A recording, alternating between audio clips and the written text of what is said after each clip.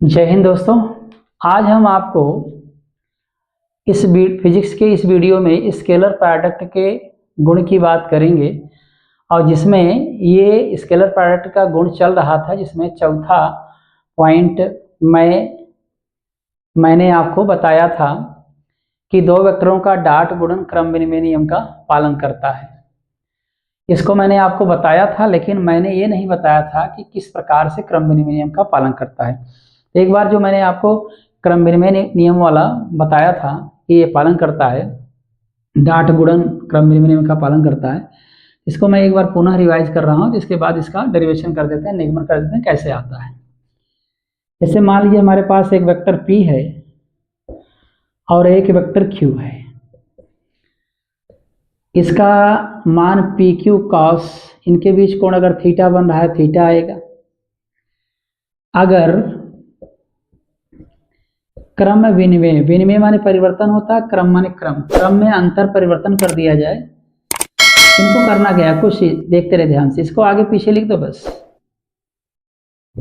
ये नियम कहता है कि vector P dot vector Q is equal to PQ cos theta. तो इसके अगर क्रम को बदल करके हम डॉट निकालते हैं, अगर डॉट निकालते हैं तो मान वही आएगा PQ cos थीटा। समीकरण नंबर 2, समीकरण 1 और 2 को 2 की तुलना कर दीजिए आप। एक पक्ष बराबर है, दूसरा पक्ष स्वतः बराबर हो जाएगा। तुलना करेंगे तो vector P dot vector Q is equal to vector Q dot vector P।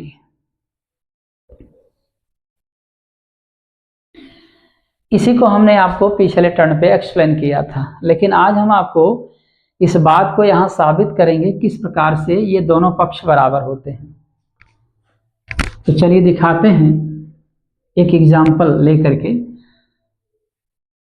सबसे पहले तो आप एक चीज ध्यान दीजिएगा, कोण की बात करें, जैसे आप चतुर्थांश के बारे में जब पढ़ते हैं तो आपको अच्छी तरीके से पता होगा कोण हमेशा एंटी क्लॉकवाइज मेजर किया जाता है, एंटी क्लॉकवाइज मापा जाता है। हर एक चतुर्थांश में दो अक्षों के बीच सदैव 90 अंश का कोण बनता है।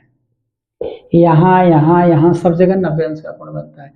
लेकिन आप कोण सदैव किधर से नापते हैं, एंटी क्लॉकवाइज, घड़ी की सुई की विपरीत दिशा में नापते हैं। इस बात को आपको याद रखना पड़ेगा। तो चलिए अब हम करेंगे क्या, मेरे पास एक वेक्टर ये है, एग्जाम्पल समझ लीजिए आप, इसको आज हम सिद्ध कर देंगे। ये सपोज वेक्टर P है और एक वेक्टर और है इस प्रकार से, ये वेक्टर Q है। अगर हम कहें कि वेक्टर P डॉट Q लिखो तो आप क्या करेंगे, पहले P लिखा गया है फिर Q, तो P से Q की ओर आप ऐसे बना दीजिए, कोण दिखा दीजिए। इसको आप कुछ मान लो थीटा बीटा अल्फा जो मानना हो। अब P और Q के बीच कोण हमें पता हो गया तो डॉट निकाल सकते हैं आसानी से। PQ cos क्या हो जाएगा, थीटा। ये इक्वेशन नंबर फर्स्ट हो गया आपका। पहले आप P लिखे हैं तब Q लिखे हैं, तो P लिखा, ये P है और ये Q है, तो P और Q के बीच कोण कितना बनाए थीटा। आप P से लेंगे एक कोण बना दीजिए, आप थीटा दिखा दीजिए। तो अब आप P और Q के बीच, याद रखें Q और P के बीच बात नहीं कर रहे हैं हम, P पहले बोल रहे हैं, Q बाद में बोल रहे हैं। तो P से Q के बीच कोण कितना बना है, थीटा बना है। तो इसका फार्मूला बन जाए vector P dot vector Q equal to PQ cos theta. अगर हम कहें, अगर हम क्रम बदल दें, सपोज दैट क्रम बदल दें, vector Q dot vector P is equal to क्या आएगा। तो अब मामला ये है कि आप PQ लिखिए, लेकिन cos यहाँ पर क्या लिखेंगे, आप QP लिखिए चाहे PQ, परिमाण कंडीशन में कोई फर्क नहीं पड़ेगा। तो आप पहले Q लिखे हैं तब P लिखे हैं, तो यहां से यहां तक के कोण की बात करेंगे आप। तो ये कोण कितना हो जाएगा, पूरा एक सर्किल में कोण कितना बनता है, 360 अंश बनता है। अब ये थीटा हो गया तो ये कितना बचा, 360 माइनस थीटा। फिर से सुन लीजिए आप, अगर ये मान लीजिए मैं वृत्त की बात करूं, जैसे ये पूरा वृत्त बना, एक वृत्त के केंद्र के चारों तरफ कुल कितना कोण बनता है? 360 बनता है। अगर इतना कोण हम 30 अंश मान लें इसको, या 60 अंश मान लेते हैं, अगर ये पूरा, याद रखिएगा पूरा कोण कितना है? 360 है। अगर इतना 60 अंश है तो ये कितना हो जाएगा? 300 अंश हो जाएगा। कितना हो जाएगा भाई? 300 अंश हो जाएगा।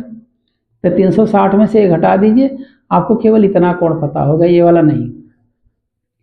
तो आपने पहले Q लिखा है फिर P लिखा है, यहां देख लीजिए। तो आप Q और P के बीच कोण ये लेंगे, कितना लेंगे कोण? 360 माइनस थीटा लिखेंगे। PQ cos 360 माइनस थीटा लिखेंगे। याद रखिएगा यहां क्या लिखेंगे? 360 माइनस थीटा।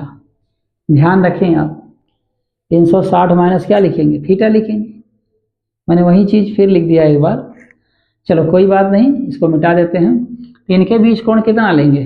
360 minus theta. तो चलिए वेक्टर Q डॉट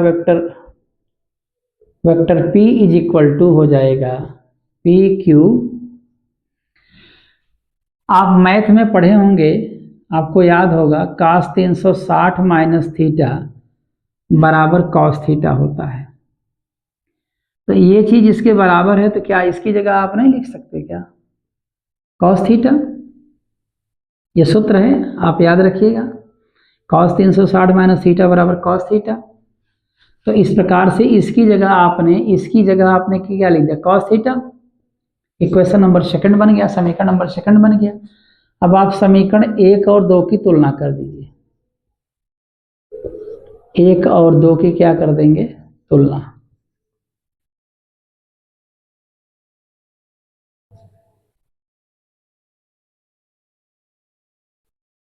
तुलना कर दीजिए, इसलिए करेंगे क्योंकि एक पक्ष बराबर दिख रहा है। तो मैथ का रूल कहता है एक पक्ष बराबर, दूसरा पक्ष ऑटोमेटिक बराबर हो जाएगा। Vector P dot vector Q is equal to vector Q dot vector P। ये हो गया सिद्ध।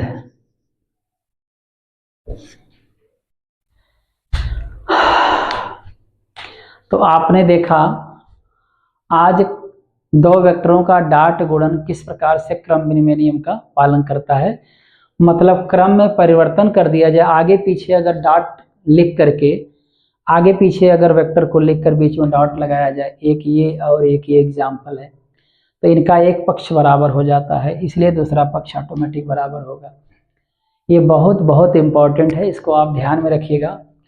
तो इस प्रकार से उम्मीद करते हैं दोस्तों ये वीडियो आपको पसंद आया होगा।